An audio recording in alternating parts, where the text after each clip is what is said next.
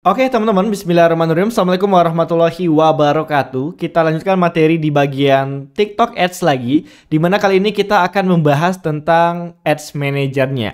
Oke, jadi simpel lagi nih. Di TikTok itu ada dua dashboard lah, bahasanya seperti itu ya. Ada dashboard Business Center dan nanti ada dashboard Ads Manager. Nah, untuk masuk ke dashboard Ads Manager, kita bisa masuk dulu ke advertiser akun.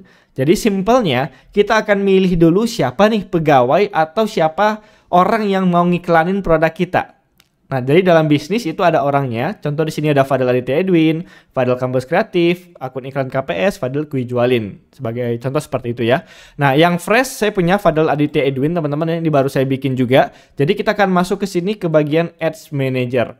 Nah, saya sudah masuk ke bagian Ads Manager-nya. Oke, jadi ada dua dashboard. Pertama Business Center untuk kelola bisnisnya, terus Ads Manager untuk kelola iklan dari orang yang ada di sini. Tentunya dari setiap orang ini beda-beda Ads Manager-nya, teman-teman ya.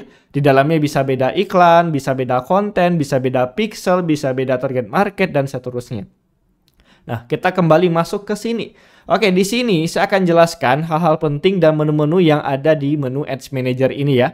Pertama, teman-teman mungkin biar gampang mempelajarinya, di bagian bahasa silakan ganti dulu ke bahasa Indonesia.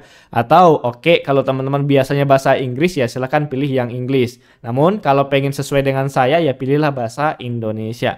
Nah, saya akan jelaskan dari kiri teman-teman ya. Di sini ada menu dashboard, di mana di menu ini kita bisa cek dashboard utama kita lah seperti itu ya.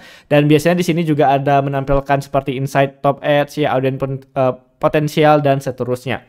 Nah, kalau dulu teman-teman di sini tampilannya adalah laporan singkat iklan kita. Nah, kalau sekarang udah diperbarui nih ya. Jadi ini lebih ke insight sama pembaruan yang ada di TikTok saat ini.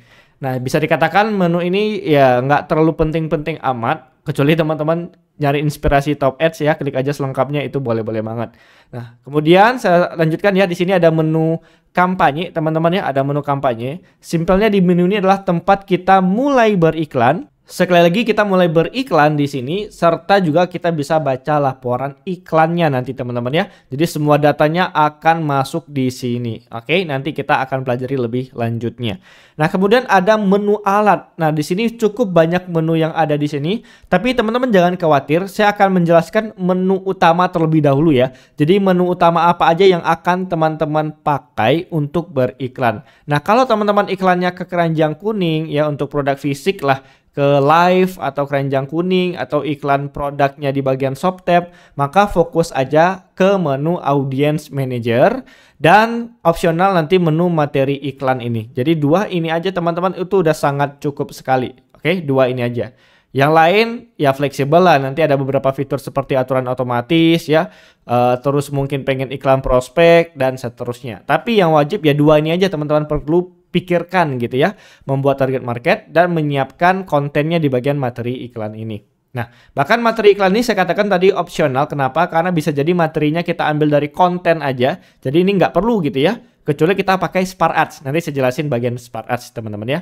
Oke. Nah, kemudian kalau teman-teman iklannya ke website bukan keranjang kuning, contoh mungkin produk digital atau jasa, maka teman-teman wajib mempelajari peristiwa atau pixel, dan opsionalnya adalah halaman instan. Oke, jadi yang dua di atas tetap Audience Manager, perpustakaan materi iklan, ditambah dengan halaman instan dan peristiwa. Nah, jadi ini 1, 2, 3, 4. Oke, kalau ke website ada 4. Nah, kenapa lebih banyak? Karena website harus install pixel buat tracking atau install peristiwa. Nah, seandainya kalau belum punya website, maka bisa bikin halaman instan namanya nanti. Ini ibaratkan landing page atau website bawaan TikToknya yang nanti akan kita pelajari. Oke, kebayangan teman-teman ya. Sekali lagi keranjang kuning cukup dua ini, website 1, 2, 3, 4. Nah, kemudian teman-teman yang nantinya pengen cek komentar ya bisa aja klik di sini. Cuma ini hanya sekedar untuk kelola komentar aja, untuk membaca-baca komen, tidak bisa kita balas di bagian sini. Ya semoga kedepannya ada update sehingga kita bisa balas komentar dari sini langsung. Lalu teman-teman ada editor video ya, seperti di TikTok ada editing video ya, yang sebelumnya mungkin di materi tentang editing sudah kita pelajari. Nah, bedanya ini ya tampilan dari desktopnya atau dari laptop komputer kita. Kemudian aturan otomatis ini untuk memberikan notifikasi bisa atau kinerja otomatis terhadap hasil laporan iklan. Contoh misalkan kita setting nih, ketika biaya iklan kita, simpelnya gini ya bahasanya ya, Ketika biaya iklan kita mahal, maka otomatis iklannya mati. Contohnya kayak gitu. Atau ketika istilahnya biaya per kliknya mahal, maka kita kasih notif ke email supaya kita langsung buka ini nanti, buka dashboardnya. Nah, kita bisa ngambil langkah apakah matikan atau kita lanjutkan. Ya intinya ini ibaratkan memberikan suatu sistem otomasi, ya robot lah gitu, yang menilai hasil iklan sesuai dengan aturan yang kita buat. Oke. Lalu ada menu katalog, ya ini ibaratkan kita nambahin produk tapi bukan di TikTok Shop, namun di Ads Manager-nya, ini kita skip aja. Tadi ada peristiwa untuk install pixel bagi website wajib. Ini menu prospek untuk teman-teman yang iklan prospek. Simpelnya adalah iklan untuk ngumpulin data pelanggan, nama, email, nomor HP, dan seterusnya. Ya ini opsional juga, jarang dipakai sih sebenarnya. Kemudian ada keamanan brand penjel. Ini untuk kita cek simpelnya list-list brand-brand yang udah ada lah di sini teman-teman ya. Masalah keamanan juga. Ya saya juga nggak tahu pasti dan jarang membuka ini teman-teman. Recommendation Center. Nah ini saya masih kurang tahu pasti sebenarnya apakah nanti kita dapat rekomendasi dari TikTok Ads-nya atau gimana, tapi sepertinya seperti itu teman-teman ya. Jadi ketika kita sudah nanti bikin iklan, maka kan ada hasil laporan iklannya. Nanti muncul rekomendasi berapa sih biaya per kliknya harusnya, berapa CPA-nya dan seterusnya. Nah itu yang saya pahami. Lalu ada pengaturan akun iklan kita, ya kita pengen ganti ini ya, nama, email mungkin atau apa gitu. Nah itu semuanya ada di pengaturan akunnya. Oke, kemudian ada pusat keamanan brand. Ini masalah keamanan di brand bisnis kita sendiri, ya apakah masalah pembayaran kah, masalah kena banned atau apa, semuanya ada di sini nanti. Ada dokumen resmi kita nih di pusat bisnis, kemarin kita sudah belajar tentang verifikasi bisnis ya.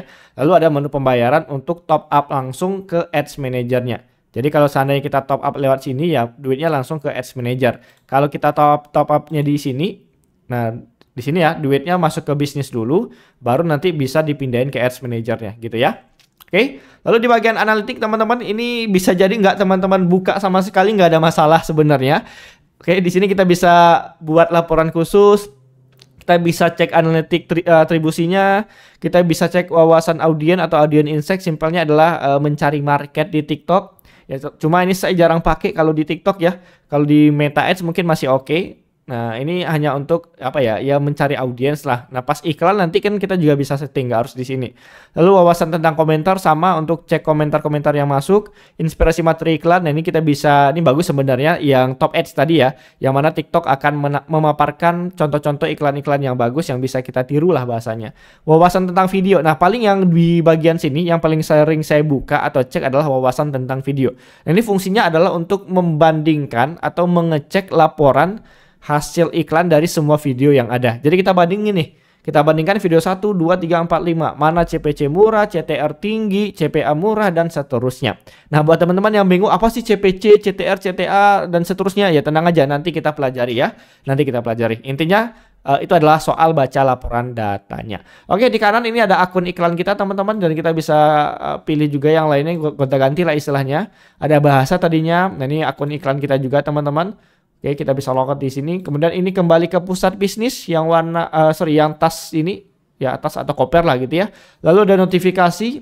Nah, ini ya, notifikasi dari si TikToknya. Lalu ada pusat bantuan. Nah, ini enaknya di TikTok teman-teman ya. Kita dapat pusat bantuan yang sedikit simple dibandingkan platform lainnya. Jadi ibaratkan di kanan bawah teman-teman ada menu bantuan. Nah, kita bisa langsung chat ya. Ada live chatnya di jam kerja. Ya, cuma kalau nggak jam kerja kayak gini kita bisa manage tiket ya, tuh ya. Contoh nih, saya sudah berikan jutaan tapi tidak dapat kredit misalnya. Sudah transfer tapi saldo tidak masuk. Nah ini kan masalah ya. Jadi kita bisa bikin tiket, laporan langsung di sini. Bahkan bisa nantinya ke depannya adalah live chat. Ya contoh kayak gini tadi ya. Sudah berikan jutaan tapi nggak dapat kredit. Jadi ini TikTok lagi bagi-bagi saldo. Ya kredit itu adalah saldo ya. Saldo iklan. Bukan kredit utang ya. Nah saldo iklan. Nah padahal di notifnya bahwasannya kita bisa dapat saldo iklan gratis kalau kita banyak spend duit lah istilahnya. Cuma saya nggak dapat makanya saya report. Oke. Itu teman-teman ya, dan jangan lupa di atas ini ada notif. Nah, ada notif di sini diselesaikan aja kayak verifikasi telepon, terus satu lagi mungkin verifikasi email atau apalah. Pokoknya ada notif di sini, silahkan diselesaikan aja. Baik, itu aja tentang pengenalan Ads Manager. Habis ini kita akan praktek lebih dalam lagi. Sampai jumpa di materi berikutnya. Assalamualaikum warahmatullahi wabarakatuh.